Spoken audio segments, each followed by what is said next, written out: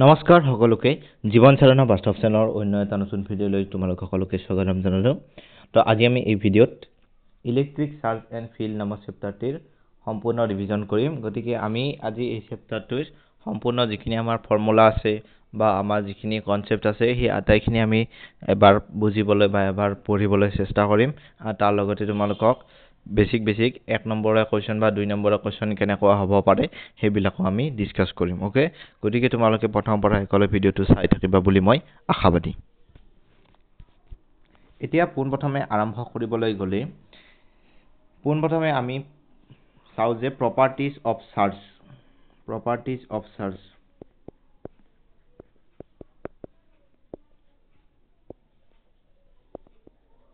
Properties of electric charge. প্ৰথমে লিখিবা charge is scalar. Charge scalar vector নহয়, charge is additive. মই স্পিডত লিখিছো যেহেতু তোমালোকে জানাই বস্তুখিনি, জাস্ট আমি এবাৰ ৰিভিজন কৰিম। এডিটিভ অৰ্থাৎ এটা বডিত যদি চাৰ্জ মই যদি এনেকৈ ধুনীয়াকৈ আঁকি দিওঁ, এইটো এটা বডি, এইটো এটা বডি। এই বডিটোত যদি চাৰ্জ তোমালোকৰ 2 কুলম থাকে, এই বডিটোত চাৰ্জ যদি 3 কুলম থাকে, অৰ্থাৎ এই দুটা যদি আমি কানেক্ট কৰি দিওঁ এটা বডি বনাব লগা হয়, তেতিয়া তোমালোকৰ 2 + 3 = 5 কুলম ইয়াতে চাৰ্জ হৈ যাব। অৰ্থাৎ charge is additive in nature. অৰ্থাৎ চাৰ্জ তাৰপিছত 3 নম্বৰ প্ৰপাৰ্টিটো আছে চাৰ্জ ইজ কোৱান্টাইজ। অৰ্থাৎ চাৰ্জ ইজ কোৱান্টাইজ মানে তোমালোকে জাস্ট ফৰ্মুলাটো মনত ৰাখিবা। ফৰ্মুলাটো আহে Q বৰাবৰ Q = ± NE।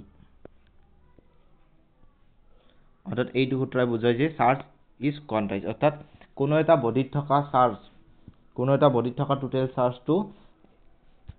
একক চাৰ্জৰ পূৰণফলৰ সমান। অৰ্থাৎ কোনো এটা বডিত থকা নিৰ্দিষ্ট চাৰ্জটো আমি Q = NE টাৰ্মত লিখিব পাৰো, য'ত ইটো হৈছে ইটো আমাৰ ভ্যালু হৈছে চাৰ্জ অন 1 ইলেক্ট্ৰন। অৰ্থাৎ ইটো তোমাৰ ইৰ ভ্যালুটো হৈছে আমাৰ 1.6 × 10⁻⁻19 coulomb. Okay, charge on 1 electron. Charge on 1 electron. Okay, 100% clear. এইটো ওপৰত কোৱেশ্চন পাবাই, 1 নম্বৰে হওক বা 2 নম্বৰে হওক, এইটোৰ ওপৰত কোৱেশ্চন পাবাই। নেক্সট আমাৰ আছে কুলম্বছ ল।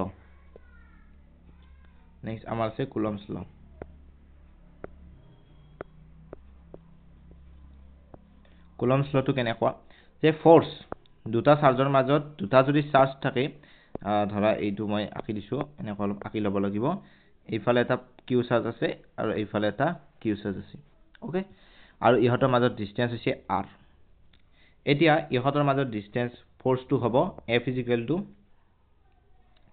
KQ1, এইটো Q1 চাৰ্জ, এইটো Q2 charge, Q1 / Q2 × Q1 / r²। অৰ্থাৎ distance between square of distance between them. অৰ্থাৎ r² মানে হৈছে এই দুটাৰ মাজত থকা এই দূৰত্বটোৰ বৰ্গ, অৰ্থাৎ স্কয়াৰ। ওকে, আৰু k টো হৈছে আমাৰ k = 1/4πε0 পাৰমিয়াবিলিটি ইন ফ্ৰি স্পেস। এটা k এৰ ভ্যালুটো হৈছে আমাৰ, তোমালোকে যদি চাবলৈ যা k এৰ ভ্যালুটো তোমালোকৰ ইয়াতে 9 × 10⁹ k এৰ ভ্যালুটো। আৰু k এৰ ইউনিটটো তোমালোকে উলিয়াই ল'বা, force newton metre square coulomb to the power -2। Okay, এইটো হৈছে কিউৰ ইউনিট, এইটো মনত ৰাখিবা। নেক্সট যদি আমি চাবলৈ যাওঁ, নেক্সট আৰু আমাৰ আছে force = Q × E। Force = Q × E, অৰ্থাৎ ইলেক্ট্ৰিক ফিল্ডত যদি আমি ভ্যালুটো লিখিব লাগে ফোৰ্স পাৰ ইউনিট চাৰ্জ, এইটো আমি লিখিব লাগিব। এতিয়া ইয়াৰ পৰা এটা সূত্ৰ ডিৰাইভ হ'ব, F = ma আৰু Q টো তোমালোকৰ ইয়াতে থাকিবই। নেক্সট আমি যদি চাওঁ a এৰ ভ্যালু, অৰ্থাৎ এক্সেলাৰেশনটোৰ ভ্যালু হ'ব QE/m। অৰ্থাৎ আমি যদি এটা কথা যদি এজিউম কৰো, ধৰা এটা চাৰ্জ আছে, এই চাৰ্জটো যদি আমাৰ ইনিশিয়েল velocity two 0 u is equal to 0 then find its final velocity v is equal to what v যদি আমাৰ উলিয়াব দিয়ে তেতিয়া আমি সূত্ৰ লগাম v is equal to u plus at v to u initial to 0 u to 0 গতিকে v is equal to হ'ব at এর ভ্যালুটো আমি পাইছো a is equal to qe by m okay এর ভ্যালুটো আমি লিখিম qe by m cross 3 into t okay 100% clear ধৰা এনেকুৱা ধৰণৰ কোৱেশ্চন আহিব পাৰে তাৰ পিছত আমাৰ আহিব পাৰে ধৰা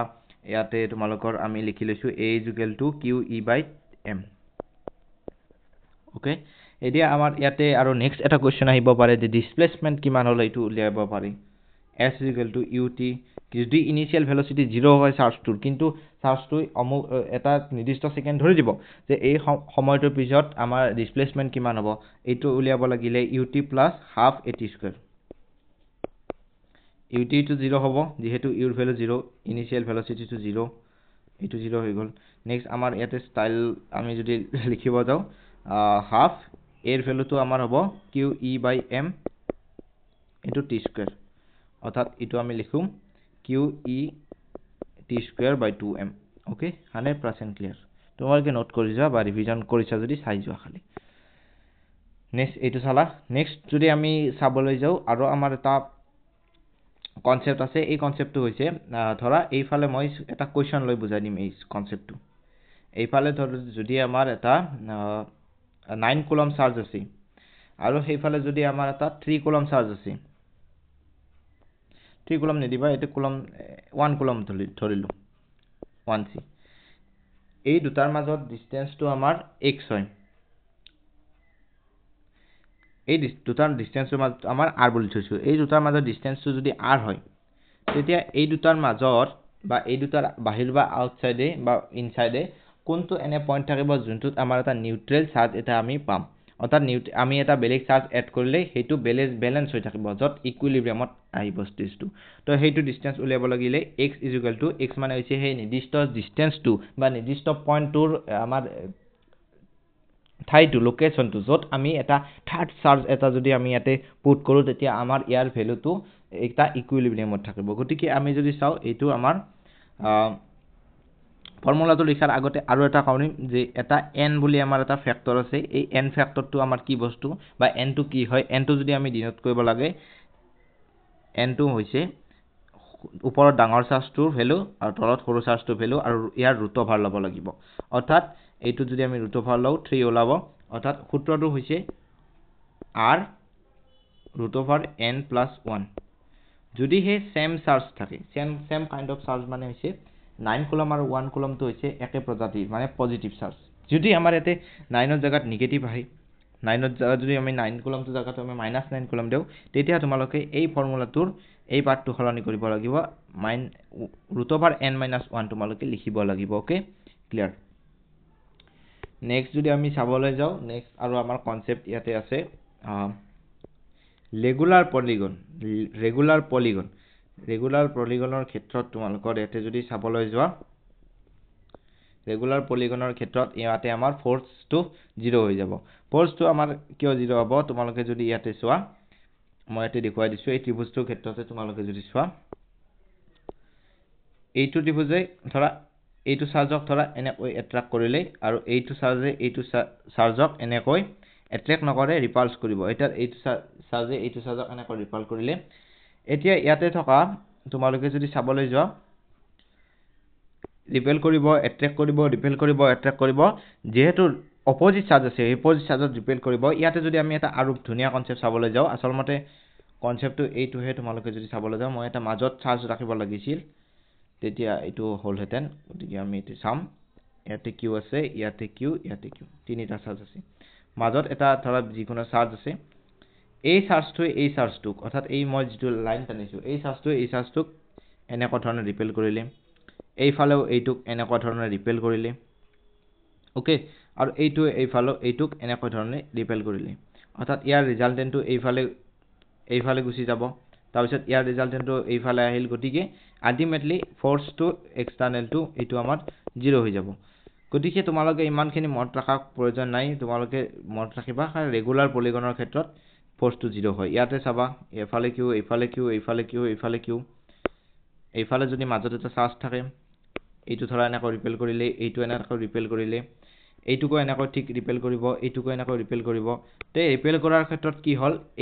এইটো আৰু এইটো এটা অপজিট ফেক্টৰ এই দুটা কেনসেল হৈ গ'ল আৰু এইটো এটা অপজিট ফেক্টৰ হয় এই দুটা এটা কেনসেল হৈ যাব গতিকে ফ'ৰ্চ এক্সটাৰ্নেল ফ'ৰ্চ যেটো আমাৰ আছে সেন্টাৰ এই সেন্টাৰটো 0 হৈ যাব ওকে তোমালোকে এইটো মনত ৰাখিছা বা বুজি পাইছা বুলি মই ভাবিছো নেক্সট আছে আমাৰ ৰিঙৰ কনসেপ্ট মই জাস্ট ফৰ্মুলাখিনি লিখিছো মই ইমান ডেপথত তোমালোকক বুজাবলৈ যোৱা নাই ফৰ্মুলাখিনি চাই লোৱা এবাৰ পৰীক্ষাৰ আগত ৰিঙৰ কনসেপ্ট ইবিলাক ডিৰাইভেশন তোমালোকে চাবা মই বৰ্তমান ডিৰাইভেশন নকৰিলেও হয় বা মই বৰ্তমান ডিৰাইভেশন মই হাই সেকেন্ডাৰী সময়ত কৰিছিলো বৰ্তমান ধৰা মই বেলেগ ধৰণৰ কাম কৰি আছো যেহেতু মই বৰ্তমান ডিৰাইভেশন বিলাক ইমান নাচালেও হয় কিছুমান ক্ষেত্ৰত কিছুমান চাব লগিয়া হয় বাৰু কিছুমান মনত ৰাখিব লগিয়া হয় কিন্তু কিছুমান আমাক ডিৰাইভেশন এনেকৈ নালাগে এইফালে যদি আমাৰ x ইয়াত এটা চাৰ্জ কিউ আছে এতিয়া এই চাৰ্জ কিউটো আছে আৰু এইটো x ডিসটেন্স ওকে এইটো হৈছে ৰেডিয়াস r তে এইটো কিমান হ'ব এইটো হৈছে অতিভুজ ইয়াৰ আৰু ইয়াৰ অতিভুজ মানে হৈছে কৰ্ণ হাইপোটেনুয়াস এইটো হ'ব √r² + x²। ওকে তে এই পয়েন্টটোত ইলেক্ট্ৰিক ফিল্ডৰ ভ্যালু কিমান হ'ব ওকে ক্লিয়াৰ এই পয়েন্টটোত ইলেক্ট্ৰিক ফিল্ডৰ ভ্যালু তোমালোকে মনত ৰাখিব লাগিব E = kqx মই একদম পুৰা মুখস্থ হৈ গৈছিল সেই সময়তে x² + r² plus r² 3/2 √3/2 এইটো মনত ৰাখিবা এইটো এটা চাৰ্জ আছে এইবিলাক তোমালোকৰ ধেৰ এক্সপ্লেনেশন আছে এইবিলাক তোমালোকৰ এনেকৈ এডাল cos থিটাৰে আমি ডোনেট আমি ৰিলেট কৰি আমি লিখিব পাৰো cos থিটাৰে লিখিব পাৰো এইফালে হৈ যাব এইফালে কেনসেল যাব এইফালে কেনসেল যাব তো বহুতখিনি ইয়াতে কনসেপ্ট জড়িত হৈ আছে তোমালোকে ডেৰিভেশনটো এবাৰ চাই লবা নেক্সট আৰ্কৰ ক্ষেত্ৰত যদি আমি চাও আৰ্কৰ ক্ষেত্ৰটো আহি থাকে আৰ্ক ক্ষেত্ৰটো আমি চাও এইফালে আৰ্ক আছে এইটো থিটা এই ক্ষেত্ৰত ইলেক্ট্ৰিক ফিল্ডৰ ভ্যালুটো মনত ৰাখিবা সদায় 2k λ/r 2k λ/r lambda হৈছে linear charge density okay lambda হৈছে লিনিয়াৰ চাৰ্জ ডেন্সিটি আৰু ইয়াতে তোমালোকৰ এই থিটা হৈছে আমাৰ এইটো কোণটো আৰু ইয়াতে তোমালোকে লিখিব লাগিব sin θ/2 এইটো তোমালোকে লিখি দিবা এইটো তোমালোকে পাৰিলে ৰেডিয়ানত পুট কৰিবা ৰেডিয়ানত পুট কৰিবা যদি প্ৰশ্ন সাপেক্ষে থাকে কিন্তু বেছিভাগ ক্ষেত্ৰত তোমালোকে ৰেডিয়ান নহয় সৰি এইটো তোমালোকে ডিগ্ৰীতে পুট কৰিব লাগিব sin বেসিক্যালি এই থিটাটো বহুত ক্ষেত্ৰত 60 ডিগ্ৰী দিয়া হয় 60 ডিগ্ৰী দিলে এইটো তোমালোকৰ sin 30 ডিগ্ৰী হ'ব হাফ হলে এই দুইটোৰ লগত কেনসেল হৈ যাব গতিকে তেতিয়া আমাৰ অংকটো কিছু পৰিমাণে সহজ হৈ যায় ক্যালকুলেশনটো ওকে ক্লিয়াৰ নেক্সট আমি সাম যে হোলো স্ফিয়াৰ এন্ড সলিড কন্ডাক্টিং এইফালে আমি চাও নেক্সট আমাৰ hollow/solid conducting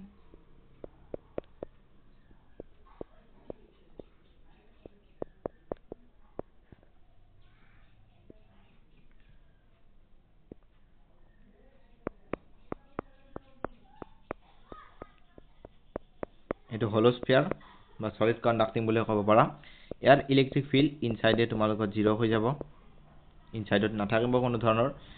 electric field আউটসাইডত kq r² হ'ব অৰ্থাৎ ইয়াৰ ৰেডিয়াসটো যদি মই r বুলি ধৰো then r is greater than small r is greater than capital R electric field inside অৰ্থাৎ ইনসাইড নহব এটো সাৰফেস হ'ব সাৰফেসত যদি চাবলৈ যাও এটো আমাৰ kq/r² অৰ্থাৎ ডাঙৰ হাতৰ r2 অৰ্থাৎ ইয়াৰ ৰেডিয়াসটোৰ সমান হ'ব ইয়াৰ গ্ৰাফডাল তোমালোকৰ খুব ইম্পৰ্টেন্ট এইফালে থাকিব ইলেক্ট্ৰিক ফিল্ড এইফালে থাকিব r এইফালে তোমালোকে চাবা ভিতৰত 0 বাহিৰত সাৰফেসত তোমালোকৰ এটা কনস্ট্যান্ট ভ্যালু থাকিব আৰু তাৰ পিছত r² ৰ প্ৰপোৰ্শনাল হ'ব ইনভাৰ্সলি প্ৰপোৰ্শনাল অৰ্থাৎ লাস্টৰ ফালে পাইছিলো আমি E is equal to KQ R square এই R square ইনভার্সলি প্রপোর্শনাল গতিকে এটা ইনভার্স গ্রাফ আহিব এই গ্রাফটো মনত ৰাখিবা ইম্পৰ্টেন্ট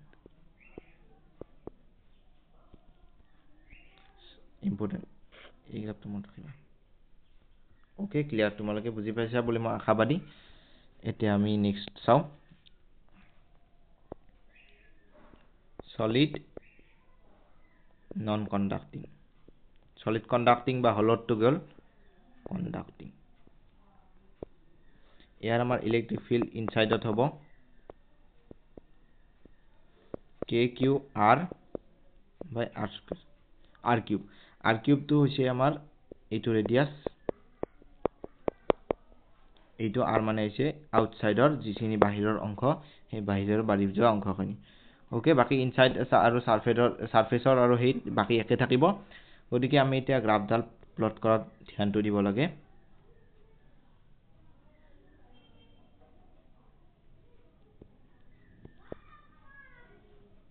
এতে R এইটো আমাৰ স্মল r টো মানে হৈছে স্মল r is মই এটা লিখি দিছো small r is greater than capital R টো মানে ৰেডিয়াস এইটো আমি যদি চাও নেক্সট আমাৰ এইডাল গ্ৰাফ হ'ব এনেকুৱা ধৰণৰ এইফাল থাকিব ইলেক্ট্ৰিক ফিল্ড অৰ্থাৎ সাৰফেস ভিতৰত তোমালোকৰ ইনসাইডত ডাইৰেক্টলি প্ৰপোৰ্শনাল হ'ব r কাৰণ এইটো তোমালোকে চাবা এইটো যদি আমি সূত্ৰটো লিখো E is equal to KQR by R cube অর্থাৎ E is directly proportional to R অর্থাৎ directly proportional to R এইটাৰ গ্ৰাফ নেক্সট এইটো আমাৰ নেক্সট তলৰ ফালে ইনভাৰ্সলি proportional হৈ যাব R এইটো হৈছে ভিতৰৰ এইটো একদম সাৰফেস লেভেলৰ নেক্সট এইটো আমাৰ বাকি আউটসাইডত এইটো আমাৰ আউটসাইড ওকে 100% ক্লিয়ার নেক্সট আমি dipole sum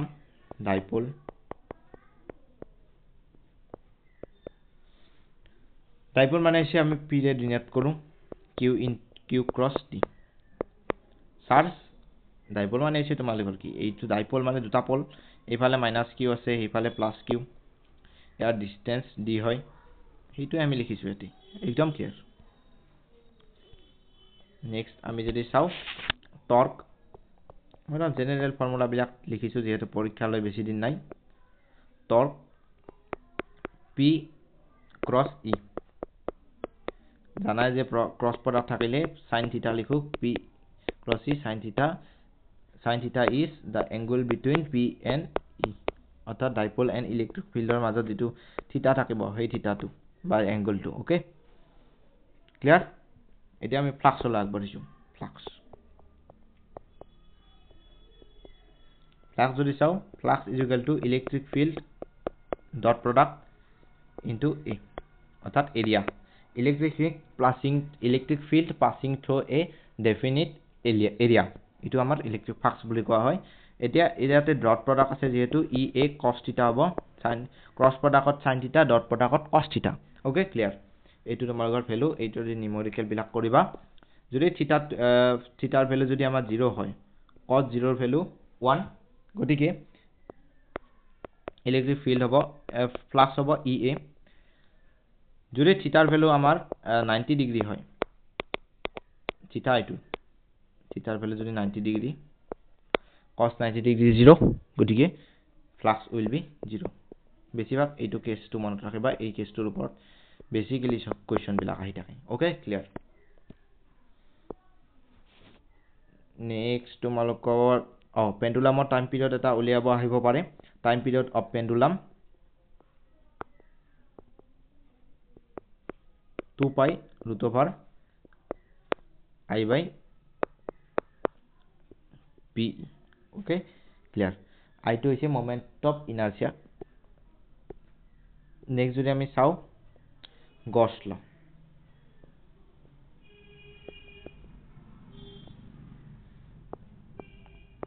flux enclosed in a surface is directly proportional to 1 by epsilon naught of 1 by epsilon naught times of surface enclosed by the surface অর্থাৎ q inside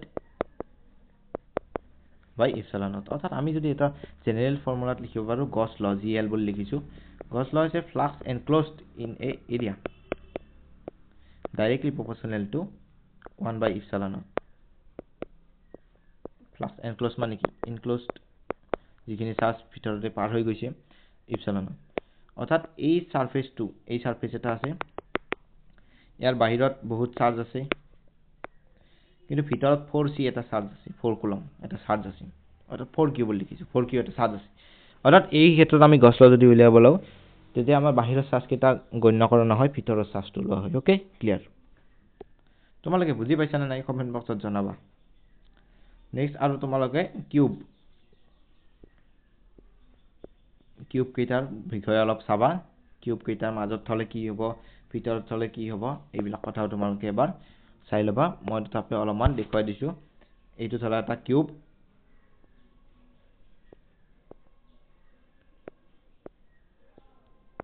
year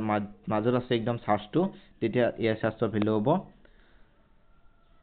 flux through each surface q by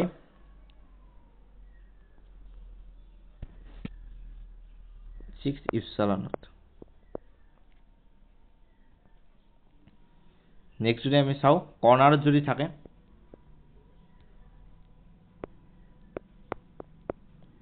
q by 8 epsilon naught